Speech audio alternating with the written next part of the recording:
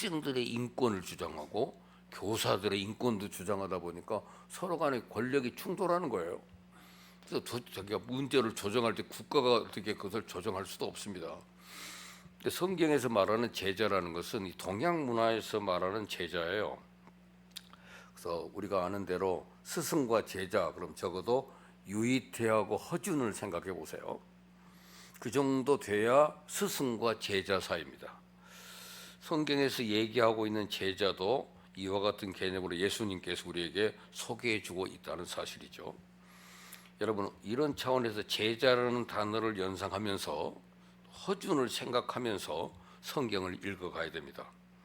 성경이 다시 여러분에게 해석이 됩니다. 그러면 예수 믿는다고 하는 게 뭐냐? 그것은 다름이 아니라 예수님의 제자가 되는 겁니다. 예수님께서 우리가 잘 아는 대로 마태복음 28장 맨 마지막 장이죠. 거기 29절부터 20절까지 말씀 보면 위대한 사명을 줘요. 그러므로 너희는 가서 모든 족속으로 제자를 삼아 아버지와 아들과 성령의 이름으로 세례를 주고 내가 너에게 분부한 모든 것을 가르쳐 지키게 하라, 이렇게 되어 있어요. 이걸 한국말로 번역하면 이 동사가 여러 가지로 나와요. 가라, 제자 삼아라, 세례를 줘라, 가르쳐라, 지키게 해라. 그런데 헬라어 원문에 보면은 예수님은 딱 하나의 동사를 사용했습니다. 그것은 제자 삼아라요. 제자 삼아라. 예수를 믿는 것 자체, 전도하는 것 자체가 다 제자 삼는 겁니다. 그래서 제자 삼으라, 모두가 예수 믿는 것은 곧 제자가 되는 거예요. 여러분, 오늘 교회 안에 비극이 있다면 이 등식이 깨어져 있다는 사실입니다. 예수 믿는 사람 따로 있고 예수님의 제자 따로 있어요. 우리 교인들도 뭐 성도들 따로 있고 교육자들 따로 있는 것 같아요. 저 사람들은 제자니까 저렇게 하는 거고 우리는 그게 아닌 것처럼 이 등식이 깨진 겁니다. 예수 믿고 구원 받았다고 얘기는 하지만 전혀 예수님을 좇지 않는 사람들이 교회 안에 많이 있다 이 말이에요. 여러분, 이것은 잘못된 겁니다. 예수 믿는다는 것의 의미는 뭐냐? 그러면 예수님을 좇아 제자가 되는 겁니다. 예수 믿고 나서 제자가 되지 않은 사람은 가짜입니다. 요새 드라마에 그 진짜가 나타났다라는 드라마가 있더만요.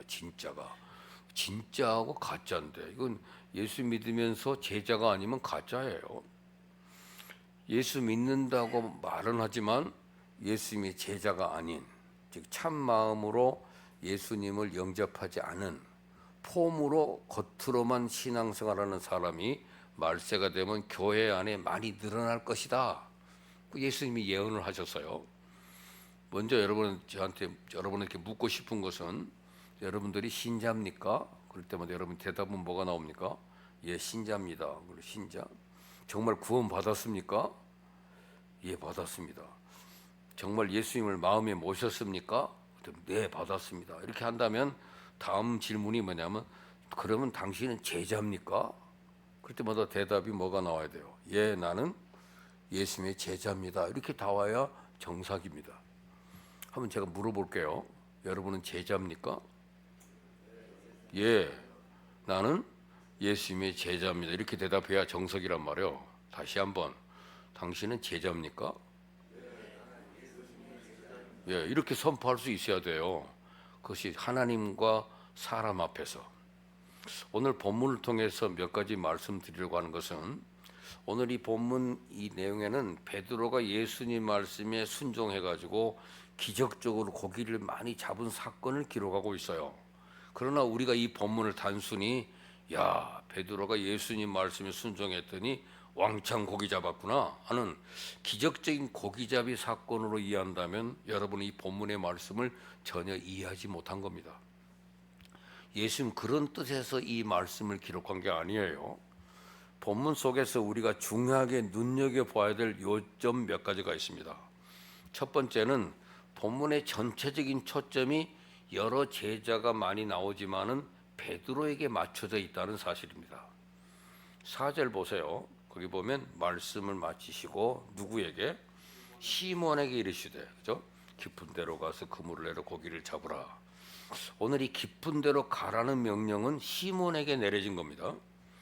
헬라어 원어에 보면은 그물을 내려 고기를 잡으라는 것은 제자 모두에게 내린 명령이에요. 근데 특별히 오늘 여기서는 시몬에게 포인트를 두고 있습니다.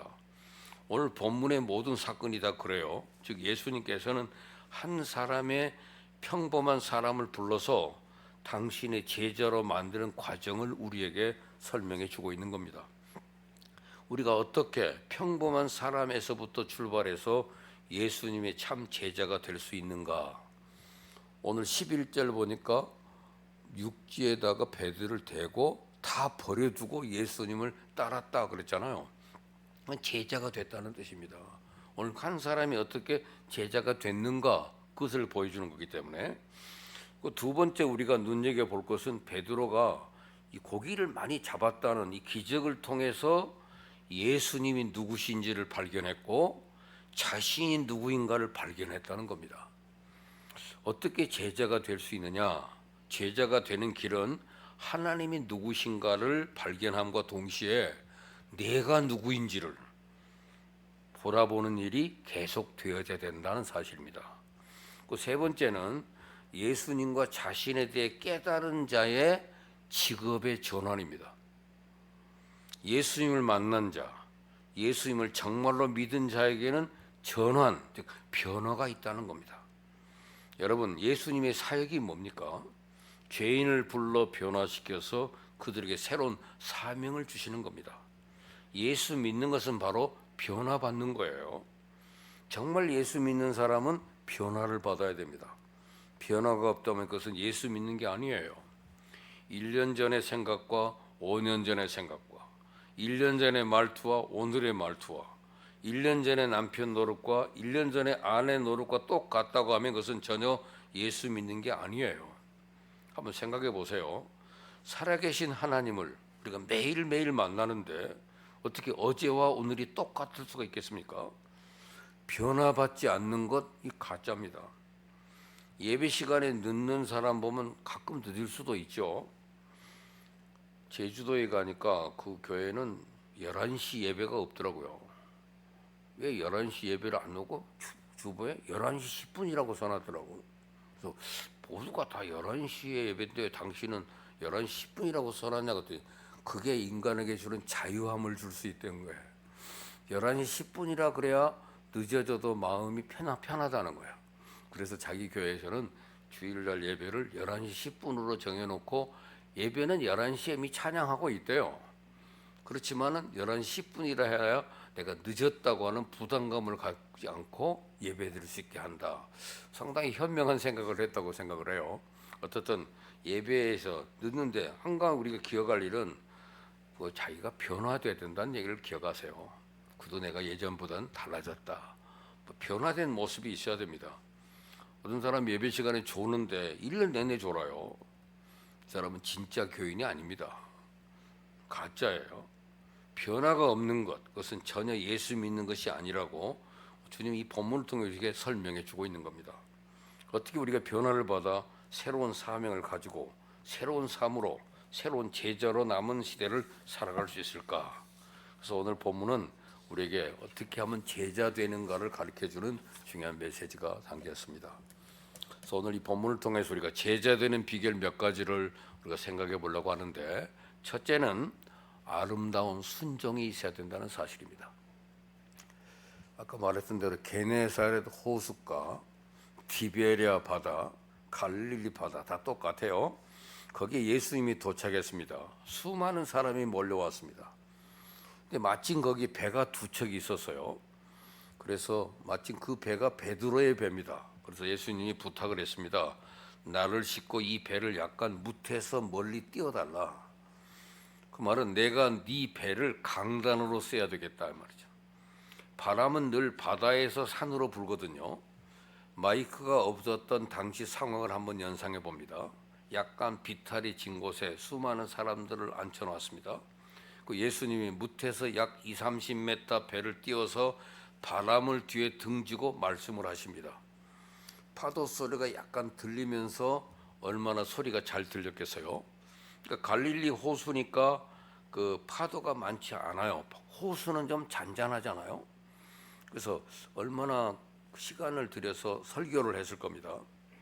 얼마나 가르쳤는지는 잘 모르지만 우리가 생각할 때는 항상 설교는 한 30분 정도 하지 않겠나 이렇게 생각을 하지만, 그러나 지금부터 70년 전 영국 교회들 보면 설교만 되게 1시간 40분씩 합니다. 아마 적어도 2-3시간은 가르쳤을 거라고 생각이 됩니다. 2-3시간. 예전에는 주일 저녁에 예배 드리면 새벽 4시까지 설교한 분도 계셨어요. 그래서 저녁에 교회 가면 아침 새벽에 돌아오는 거예요. 그때까지 완전 밤새도록 설교를 합니다. 지금 인도네시아에서 우리 선교사들이 설교하면 대개 7시간 한다고 하더라고요. 끝나고도 집에를 안 간대요. 계속해달라고. 그래서 더 설교를 하다 보니까 9시간 설교한다고 그러는데, 오늘도 제가 하나 9시간 한다 그러면 다 앉아있지 않고 다 가버릴 것 같아요. 근데 그때도 예수님이 한 2-3시간 정도는 가르쳤으리라고 생각이 됩니다. 그 말씀을 충분히 가르치신 다음에 예수님께서 베드로를 지명해 가지고 깊은 데 가서 그물을 던져 이렇게 명령하신 것 같아요. 우리가 그 당시로 돌아가서 그 사람의 입장에서 성경을 읽습니다. 이 베드로의 입장에서 예수님이 깊은 데로 가서 그물을 던지라는 말씀이 얼마나 순종하기 어려웠던가를 우리가 찾아내야 돼요. 그 당시로 한번 돌아가 보세요. 먼저 이 명령이 왜 순종하기 어렵냐? 시간적으로 이게 어려워요. 여러분, 고기를 잡는 데는 다 물때가 있어요. 낚시를 바다 낚시 간다, 물때가 있습니다. 저희가 CBMC 조직에서 무슨 한번 바다 낚시를 가자고 약속이 돼가지고 시간을 정하는데, 제가 아침에 새벽 기도로 인도하고 가야 된다 그러기 때문에 조금 시간을 늦춰서 가니까, 제가 새벽 기도 끝나고 가니까 좀 늦어지더라고요. 저 당진에 있는 장고항이라는 곳에 갔는데 거기 선장이 나오자마자 화를 팍 내더라고요. 목사님이 이제 왔으니 오늘 고기 못 잡아요 그러더라고요.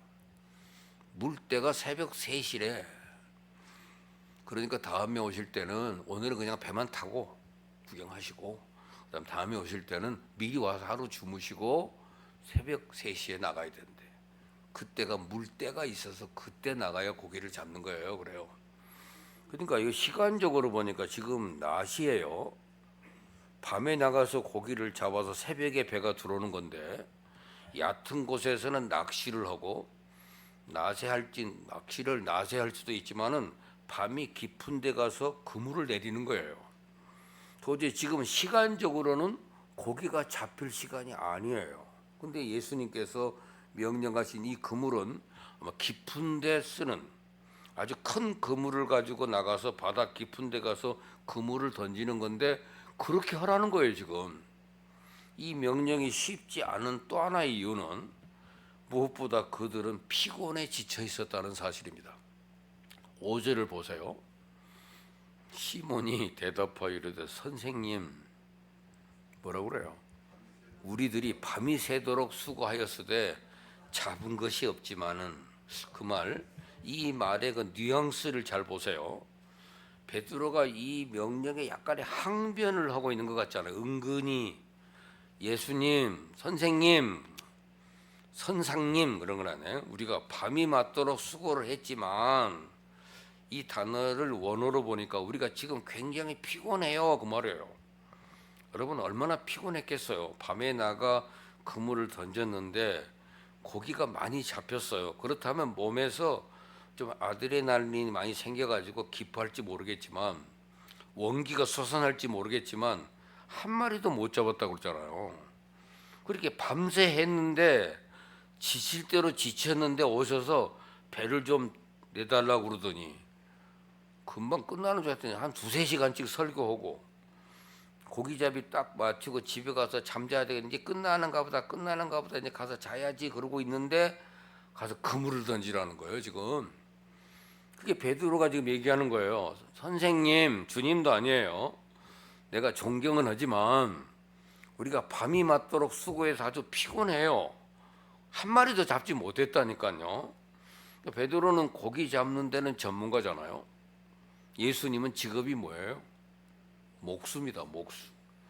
근데 베드로 집안은 조상 대대로 여기서 고기를 잡아왔어요. 그런데 목수 대신 예수님, 고기 잡는 시간도 아닌데 지금 이 시간에 이 지친 우리들에게 그물을 내리가고요. 근데 가장 중요하고 순종에 어려운 이유는 또 2절에 있습니다. 2절 보세요.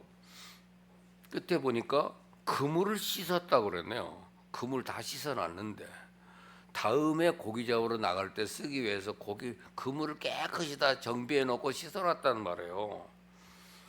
아니 우리가 고기를 한 잔 잡고 있는데 와서 왼쪽에 던져봐라, 오른쪽에 던져봐라, 그까지는 하기가 쉬워요. 그런데 이미 일을 다 끝내고 나서 그물 씻어놓고 이제 집에 돌아갈 차비를 하고 있는데 내 2-3시간 설교하다가 갑자기 지금 글로 가라 그러니까 이게 쉬운 일이 아니에요. 그래서 이것을 영어로 reluctant disobedience라고 그래요. 그러니까 마지못해서 하는 순종. 말도 안 되는데 하라고 그러니까 할 수 없이 하는 그런 상태예요. 하나님은 늘 우리에게 순종하기 어려운 일을 순종하라고 말씀하는 겁니다. 순종이라는 것이 그렇습니다. 이치에 맞거나 내 마음의 절반만 들어도 순종하기가 쉬워요. 뭔가 될 것 같다. 그곳에 가면 고기가 있을까야 라는 생각이 반만 들어도 베드로가 순종하기가 좀 쉬웠을 것 같아요. 이치나 사리에 맞지도 않아요. 과학적으로도 안 맞아요. 상식적인 것도 아니에요. 이런 것을 순종하라고 하면 이것은 어려운 겁니다. 근데 여러분 성경은 이렇게 얘기합니다. 이것이 순종이다. 이게 아름다운 순종이란 말은 그냥 순종이 아니에요. 믿음은 바로 이것이 순종이고 이게 믿음이라는 거예요. 유명한 철학자 파스칼이 이런 얘기를 했어요. 믿음이란 뭐냐? 믿음은 순종이다. 그리고 덧붙이기를 믿음은 이성을 십자가에 못 박아야 가능하다. 무조건 내 상식을 버리라는 얘기가 아니에요. 무조건 이성을 무시하라는 게 아니고 그러나 말씀이 있을 때에 그것이 내 이치와 내 상식과 내 경험과 내 지식에 맞지 않아도 우린 그것을 순종해야 한다 그 말이에요. 5절에 뭐라고 그랬어요? 그 말 잘 보세요. 선생님 우리가 밤이 맞도록 수고를 하였으되 얻은 것이 없지만은 그 다음에 중요한 말이 나와 있죠. 말씀에 의지하여 내가 그물을 내리리다. 베드로가 어떻게 어려운 일을 순종할 수 있었냐? 2-3시간 동안 예수님의 말씀을 들었어요. 은혜를 받았어요. 그러나 예수님께서 깊은 데로 가서 그물을 던지라고 하신 그 말씀을 믿었던 건 아닙니다. 나중에 회개하는 걸 봐서는 보이는 상황으로 봐서는 도저히 고기가 잡힐 것 같지가 않아요. 아이고 목수이신 예수님이 뭘 모르시는구만. 고기 잡을 기대를 전혀 하지 않았어요. 그러나 베드로는 그 말씀에 의지하여 고기가 잡힐 것 같지는 않지만 나가서 그물을 던졌다 이 말이잖아요. 이것이 바로 제자입니다. 여러분이 참 주님의 올바른 제자가 되기 원한다면 들려온 말씀, 깨달아진 말씀이 내 경험과 이치에 맞지 않아도 그 말씀을 순종하는 것. 그래서 믿음은 들음에서 난다 그랬어요. 누가 설교를 잘 듣는 사람입니까? 예배 드리고 가서 잊어버리는 게 아니라 들은 말씀을 그대로 붙들고 순종하는 사람. 이 사람은 성경은 참 말씀을 잘 듣는 사람이라고 말합니다. 오늘 우리에게 이런 순종이 필요한 거예요. 여러분 우리가 하나님 말씀을 순종할 때 이렇게 하면 어떻게 될까를 묻지 마세요. 말씀하신 분을 봐서 순종하시기 바랍니다. 그분의 말씀이니까. 이렇게 하면 될까? 안 될까? 이로울까? 해로울까? 이치에 맞을까? 안 맞을까? 그런 걸 묻지 말고 말씀대로 내가 살겠습니다. 말씀대로 순종하겠습니다. 그런 자세를 가져야 된다 그 말이에요. 성경에 나오는 모든 인물이 다 그랬습니다. 여러분 아브라함을 보세요. 네 본토 친척 아비 집을 떠나 내가 내게 지시할 땅으로 가라. 그럴 때 그게 어디로 갑니까? 말이 안 되는 거잖아요. 그 당시에는 국제적인 법도 없습니다. 누구 하나 나를 보호해 줄 사람도 없어요. 이웃 동네 가서 내 아내를 뺏기고 내 재물을 다 뺏겨도 나는 할 말이 없어요. 나를 죽여도 할 말이 없습니다. 그러나 아브라함이 어떻게 했어요? 그 말에 순 떠났다는 얘기잖아요. 아랍의 국방장관 나만이라는 사람이 문둥병에 걸려서요. 그 사람이 사마리아에 가면 우리 선지자가 있는데 그분한테 가면 낫을 수 있다 하는 하나의 그 정보를 하나 듣고 그 하녀가 흘린 말을 듣고 거기 왔단 말이에요. 거기까지 오는 데는 약 15일 걸린다고 그러더라고요. 마차를 타고 왔는데 정작 와 보니까 엘리사의 집에 도착했는데 본인은 나오지도 않고 사환이 와가지고 가서 수고스럽게 하지 말고 그저 요단강에 가서 7번 몸을 씻어라. 그럼 깨끗해질 거다. 그때 얼마나 화가 나요. 15일 동안 그 장거리를 차를 타고 그 기대감을 가지고 왔는데 아무런 조치도 없이 그냥 가라니 삐져가지고 이 사람 분노하고 돌이켜 막 성기를 내고 그러는데 옆에서 같이 왔던 종이 아니 아버님 우리가 병 고치려고 왔는데 선지자가 뭐라고 그러면 그 말대로 하면 되지 뭐. 그 말 한마디에 이 사람이 단순해요 생각이. 갖고 7번 가서 씻고 났더니 몸이 어린아이처럼 깨끗해졌다 하는 것이 열왕기하 5장에 있는 구약에 담긴 복음이에요. 놀라운 메시지입니다. 상식과 이치에 맞지 않아도 말씀대로 살라. 이게 바로 믿음이고 이것이 순종입니다. 오늘날 왜 많은 사람들이 교회에 나오면서 예수님의 제자가 되지 못합니까? 이유는 하나예요. 순종이 없기 때문입니다. 말씀을 알고 들었습니다. 그러나 사는 걸 보면 다 지 경험으로 살고 지 이치로 살고 말씀대로 살아가는 자들이 오늘날 이 교회 안에 적다고 하는 것이 바로 문제예요. 오늘 하나님은 뭐라고 얘기하십니까? 안식일, 주일 하루를 하나님 앞에 바치라. 많은 사업하는 사람들이 그것 때문에 고민해요. 한 일주일 내내 사업해도 안 되는데 하루 가게 문을 닫으면 어떻게 하느냐고 따지며 가게 문을 닫지 못합니다. 그러나 여러분 우리 주위 사람들이 간증 들어보셨나요? 어떤 자들은 순종합니다. 그런데도 사업은 똑같이 돼요. 아니 더 잘 될지도 모릅니다. 유명한 책이 그 6일 약국이라는 책이 있더라고요. 요새 동안만 약국을 하는데 그 사람은 하루는 쉬고 근데 매출은 똑같다는 거예요. 그게 유명한 간증을 기록했더라고요. 네 수입의 10분의 1을 나에게 바쳐라. 10분의 1을 잘라내라. 경험으로 볼 때 이게 타당합니까? 부가가치세 지고 너무 많은데 응? 10분의 10 가지고도 살기가 어려운데 저축하기도 어려운데 어떻게 10분의 1을 바치고 나서 내가 생활을 합니까? 그러나 여러분 주위를 돌아보세요. 10분의 1을 잘라내고도 얼마든지 부를 누리며 하나님의 축복을 받으며 사는 사람들이 많아요. 그렇잖아요? 그래서 하나님 뭐라고 말씀합니까? 나를 시험해 보라 그래서요. 왜 10분의 1을 바치라고 그러셨습니까? 하나님이 돈이 없습니까? 믿음을 보시려고 그런 거예요. 순종하는가 안 하는가. 다른 사람은 10분의 10 갖고 살지 모르지만 나는 10분의 9 가지고도 그 사람보다 하나님이 나를 더 잘 살게 할 수 있다는 하나님을 믿는 믿음인 것이죠. 오늘날 교회 이 고백을 못하는 사람들이 얼마나 많은지 몰라요. 불쌍한 사람들입니다. 10분의 10 가지고 살면 잘 살 것 같죠? 열심히 10분의 1을 모읍니다. 자기 것을 삼아 돕니다. 제가 보니까 덜컥 하는 날이 와요.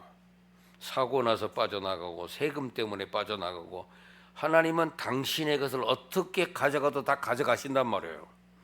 기억하십시오. 문제는 내가 자발적으로 믿음으로 순종하느냐 아니냐예요. 문제는 순종입니다. 우리에게 이런 순종이 있느냐. 오늘 본문에서 베드로가 순종했더니 어떻게 됐습니까? 놀라운 결과가 나와 있어요. 6절 보세요. 그렇게 하니 고기를 잡은 것이 힘이 많아 그물이 찢어졌다. 세 가지가 나옵니다. 거기에 순종했더니 그물이 어떻게 됐다고요? 찢어졌대. 너무 다 옆에 있는 두 배를 다 불렀어요. 동물을 불렀어요. 그 두 배의 고기를 나눠 실었더니 그물은 다행히 안 찢어졌는데 그 다음에 배가 까란지려고 그래요. 거의 잠기게 됐대요. 여러분 이 말씀이 사실임을 믿습니까? 우리에게 이러한 순종의 축복이 있기를 주의 이름으로 축원합니다. 예수님을 닮는다는 것은 그저 교회 나오는 게 아니고 하나님의 말씀에 대한 순종이 있어야 된다는 거. 이걸 바로 아름다운 순종이라고 하는 겁니다. 두 번째, 여기는 아름다운 회개가 있어야 된다는 겁니다. 이 기적을 보고 베드로가 어떤 반응을 보였나를 보세요. 얼쑤 좋다, 얼씨구나 하면서 고기가 많이 잡혔다고 난리가 났습니까? 그렇게 반응하는 게 당연하잖아요. 예수님 말씀대로 해서는 안 될 것 같아서 에고 말씀하니까 어떻게 하나 하면서 하기 싫은데 가서 그물을 던졌어요. 말씀하시니까 순종을 했어요. 상식에 이해가 안 되지만 기대하지도 않고 던졌어요. 근데 뭐가 묵직해요. 그물을 보니까 물고기가 가득 찬 겁니다. 우와 대박 터졌네. 이렇게 해야 되는데 베드로의 반응은 8절이 달라요. 어떤 반응입니까? 이에 예수의 무릎 아래 엎드려 주여 나를 떠나소서 나는 죄인이로소이다. 두 가지를 얘기했잖아요. 나를 떠나달라. 두 번째 나는 죄인이다 이 말이에요. 베드로가 어젯밤에 다른 배에 가서서 고기를 몇 마리 훔쳤습니까? 그런 항목적인 죄를 회개하는 것이 아니라 오늘 이 베드로가 드리는 말씀 매우 중요합니다.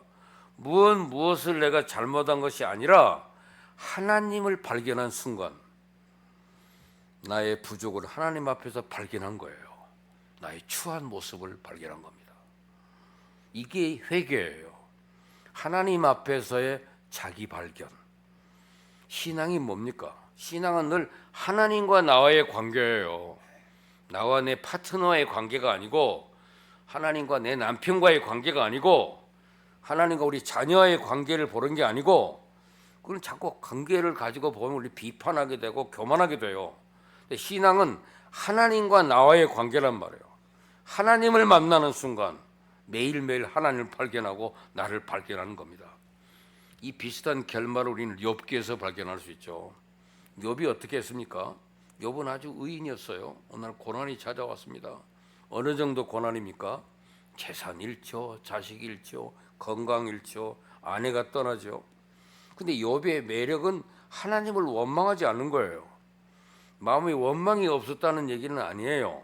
그걸 이를 악물고 참았어요. 죄를 짓지 않았다는 거죠. 그래서 하나님이 그를 축복해 주실 때 더블로 축복해 줬어요. 그러니까 재산을 2배로 주시고 자녀는 20명 주면 축복이 아니라 저주가 되니까 10명만 도로 주셨어요. 하나님께서 다 축복한 다음에 욥의 반응이 얼쑤 좋다, 축복 받았으니까 그렇게 반응해야 되는데 그게 아니고 욥기 맨 마지막 장 42장 5절 6절에 보면 내가 주께 대하여 귀로 듣기만 하였사옵더니 이제는 눈으로 주를 배웁나이다. 그러므로 내가 스스로 하나고 티끌과 재 가운데서 회개하나이다 그랬어요. 여러분 우리가 성공할 때 교만하다가 실패할 때 회개하는 사람 주위에서 많이 종종 봅니다. 건강할 때 자기 마음대로 살다가 병들어 죽게 됐을 때 회개하는 사람 많이 봐요. 그러나 이 일이 잘 될 때 회개하는 사람을 만나본 적이 없을 겁니다. 이게 문제예요. 그러나 기적 앞에서 회개하는 사람, 하나님이 은혜를 쏟아 부어 주실 때 나의 부족함을 발견하는 사람, 이 회개가 참으로 귀한 것입니다. 내 일이 잘 될 때, 내 몸이 건강할 때, 하나님이 나를 무더기로 축복해 주실 때 하나님을 발견하고 그 앞에서 나의 부족을 발견하고 회개하는 사람, 이게 바로 제자예요. 그래서 아름다운 회개라는 겁니다. 그 다음에 중요한 것은 마지막은 아름다운 헌신이 필요한 겁니다. 주님 나는 죄인입니다. 나는 부족합니다. 나를 떠나십시오라고 말씀드렸더니 예수님이 하시는 반응이 놀라워요. 10절 보세요. 시몬의 등을 야고보와 요한도 놀랐죠. 다 놀랐는데 예수님이 시몬한테 뭐라고 그랬어요? 무서워하지 마라. 이제 후로는 네가 사람을 취하리라. 이제 후로는 누가복음에는 이 말은 굉장히 인기 있는 언어입니다. 이제 후로는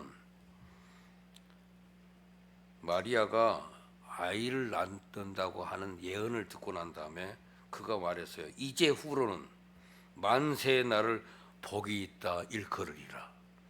처녀가 애를 낳았다고 욕한 사람이 없고 모두가 그 마리아를 위대한 여인, 복받은 여인이라고 말하게 됐다. 그래서 이제 후론이에요. 천사가 나를 찾아와서 예수님이 내 몸에 통해서 나실 거라고 하는 그 이제 후로는, 하나님을 만난 후로는 만세 나를 복이 있다 일컬이라. 그래서 무서워 말라. 오늘 베드로에게 예수님이 이제 후로는 네가 사람을 취하리라. 지금까지는 네가 단순한 어부에 불과했지만 천박한 직업을 가진 것에 불과했지만 이제 후로는 네가 사람을 취하리라. 여러분, 예수 믿는 것은 뭡니까? 이게 변화입니다. 어부에서 사람 낚는 제자가 되는 겁니다. 직업이 바뀌는 거예요. 의심에서 믿음의 사람이 되는 겁니다. 자만했던 사람이 겸손한 사람이 되는 겁니다. 하나님을 발견한 사람이 되는 거예요. 그래서 얻은 결론이 뭐예요? 11절 결론, 저희가 배들을 육지에 대고 모든 것을 버려두고 예수를 좇으니라. 뭘 버려두고? 모든 것을 버려두고. 이게 바로 헌신입니다. 참으로 예수 믿고 하늘나라를 발견한 사람은 이렇게 하는 것이 당연한 일입니다. 예수님의 비유 가운데 이런 말씀이 있죠. 애들아, 너희가 남의 밭에서 어느 날 삭슬 받고 밭을 갈다가 속에서 뭐가 덜커덕거려요. 뭐가 걸려서 땅을 파보니까 옛날 해적이 그랬는지 상자에 다이아몬드랑 보물이 가득 있는 거예요. 그러면 너희가 어떻게 하겠느냐?